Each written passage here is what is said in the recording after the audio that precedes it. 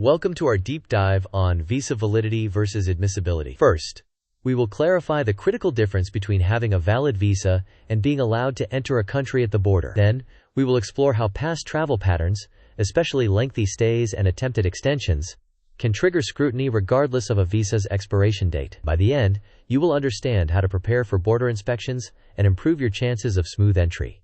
Let's get started. Here is our agenda. First, we will define what a visa actually allows you to do. Next, we will examine the most common mistake that derails future trips: staying too long or extending as a visitor. After that, we will discuss how geopolitical scrutiny can influence admissibility. Then, we will provide a preparation checklist and a clear list of do's and don'ts. Finally, we will test your understanding with short quizzes. Let's proceed step by step. Before we go further, here is a brief disclaimer. This content is for educational purposes only and does not constitute legal advice. Laws, policies, and enforcement practices can change and may vary by port of entry. If you have a complex history or urgent travel plans, you should consult a qualified immigration attorney for advice tailored to your situation. With that clarified, let's move on. Let's clarify a core concept. A visa permits you to travel to the border or port of entry, but it does not guarantee admission. The admitting decision rests entirely with the border officer after examining your documents and asking questions. As the flowchart shows, you arrive at the border, undergo inspection, and may be admitted, sent to secondary inspection for deeper checks, or refused entry and removed. With this foundation established, let's explore the most frequent cause of refusals for visitor visa holders. This sequence diagram illustrates the typical interaction at a port of entry. First, the traveler presents a passport and B1 or B2 visa. Next, the officer asks about the purpose of the trip, the intended length of stay, and ties to the home country. Then, the traveler supplies answers and supporting documents. After that, the officer performs database checks, including prior lengths of stay and whether any extension applications were filed. Finally, the officer either admits the traveler or refers them to secondary inspection for more detailed questioning, culminating in approval or refusal. Now that we understand the process, let's focus on the length of stay issue that often causes problems.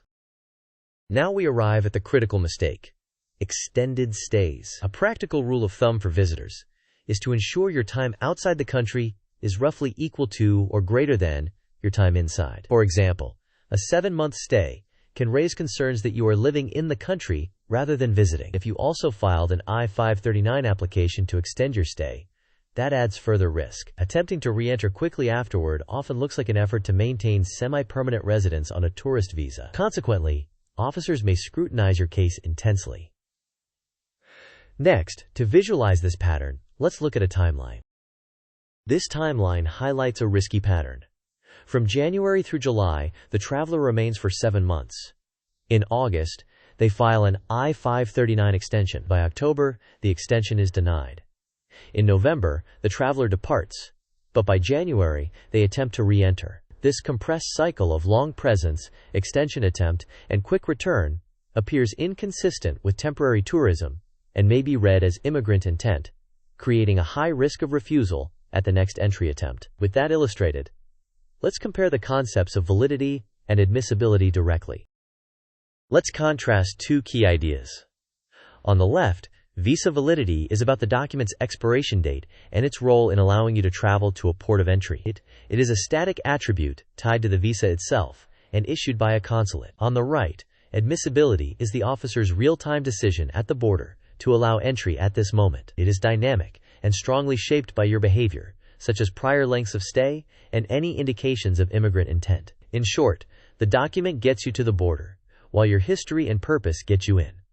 To quantify risk, let's visualize contributing factors. This pie chart provides an illustrative breakdown of risks affecting admissibility. First, extended or frequent long stays occupy the largest portion, reflecting how time patterns signal intent. Next, prior immigration conduct, such as extension filings, and any overstay history add substantial risk. Geopolitical scrutiny also matters, but it often yields to the specifics of your personal travel record.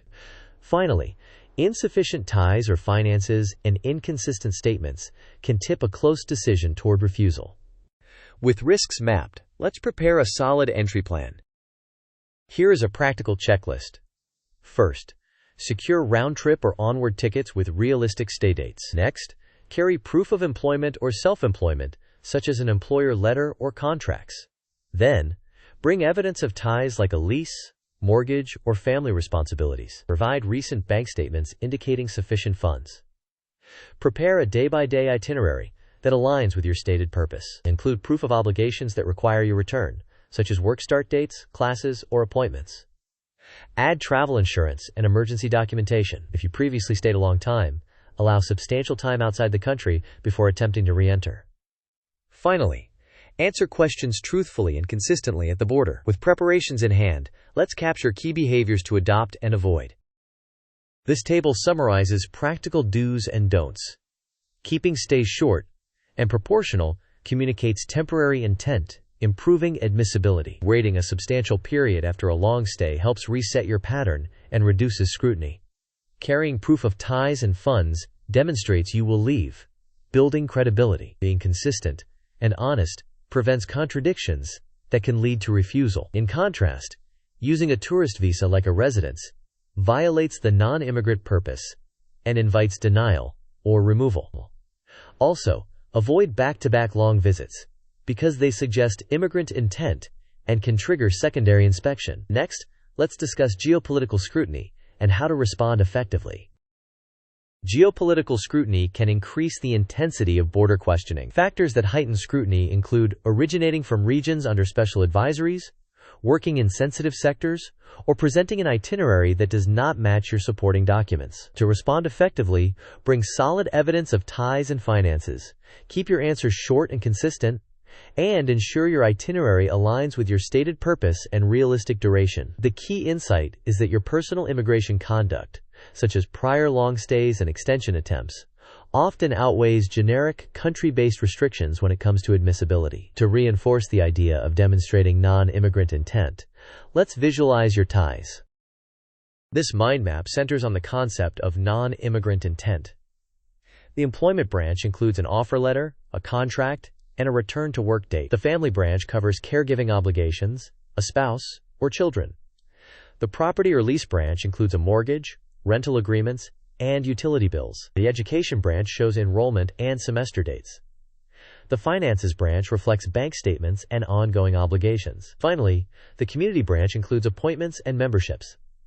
Together, these ties document compelling reasons to depart after a temporary visit. Now, let's test your understanding with a quick quiz. Quiz time. The question is, a valid multi-year B1 or B2 visa guarantees entry into the country. True or false? The options are: true, the visa guarantees entry; false, the border officer decides at admission; or it depends on the airline's rules. You may pause the video now to think about the answer. We will discuss the answer in the next section of the video. The correct answer is false. A visa allows you to travel to the border, but admissibility is a real-time decision made by the border officer after inspection. Let's continue with one more scenario-based question. Here is the second quiz. Which pattern most strongly signals immigrant intent risk for a tourist? The options are: 7-month stay, followed by an I-539 extension and a quick return attempt; a 10-day conference trip with a confirmed return ticket; 3 months in-country followed by 9 months outside the country; or none of the above. You may pause the video now to think about the answer. We will discuss the answer in the next section of the video. The correct answer is the first option. A 7-month stay, followed by an extension filing and a quick attempt to return, resembles semi-residency rather than a temporary visit. This pattern typically triggers heavy scrutiny and may lead to refusal. Now, let's consolidate the most important takeaways. Here are the key points to remember. Respect the time limit and avoid pushing the 6-month maximum unless there is a genuine emergency. Create a substantial period outside the country after any long stay before attempting to re-enter. Carry strong proof of ties, sufficient funds, and a realistic itinerary. When questioned, answer confidently, briefly, and consistently. Above all, understand that while the visa gets you to the border, your personal history and current purpose determine whether you are admitted. To wrap up, Remember that visa validity does not guarantee entry.